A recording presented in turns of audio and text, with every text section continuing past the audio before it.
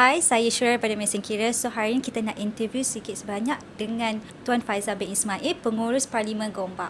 Kita nampak hari ini punya program adalah bengkel pembuatan kek dan peka kesihatan P40. Yes, Okay. Apa pendapat Tuan mengenai program hari ini? Okey, pertamanya saya mengucapkan terima kasih pada pihak Mesin Kira dan juga pada pihak pengurusan daripada kesihatan yang membuat program Peka B40 dan juga dari segi program yang kita laksanakan pada hari ini adalah untuk masyarakat khususnya di Gombak. Dan dalam masa yang sama juga kami di Pejabat Parlimen Gombak bawah Datuk Menteri Besar Datuk Seri Haji Amir Syari sentiasa peka, sentiasa prihatin dari segi program-program yang kita laksanakan di kawasan Gombak lah khususnya. Zaman sekarang kita dah AI, dah banyak teknologi dan digital.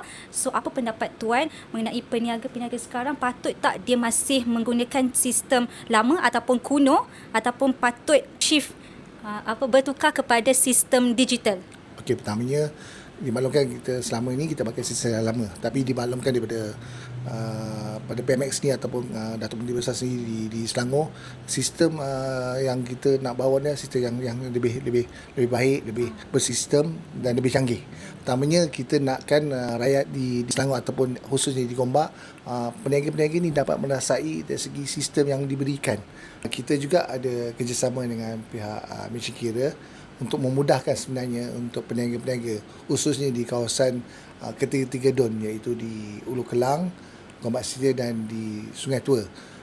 Dimaklumkan Mesin Kira ada sistem power untuk memudahkan pada peniaga-peniaga khususnya pada peniaga kios, peniaga di gerai-gerai, di Majlis Pemandaran Selayang ataupun di Majlis Pemandaran Ampang juga. Dan bagi kami di Parlimen mengalu-alukan pada Mesin Kira untuk menyebarkan kebaikan untuk peniaga-peniaga yang masih lagi belum tahu bagaimana untuk dapat sistem Mesin Kira ini supaya mereka dapat menguruskan dari perniagaan mereka itu sendiri.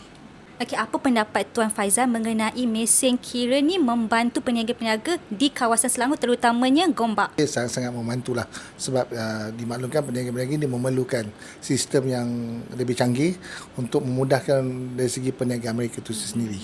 Okey, terima kasih Tuan Faizal kerana meluangkan masa Tuan Faizal untuk interview kita hari ini. Okey, sama-sama dan terima kasih juga lah pada Mesin Kira yang membantu di khususnya di kawasan Gombak. Okey, terima kasih.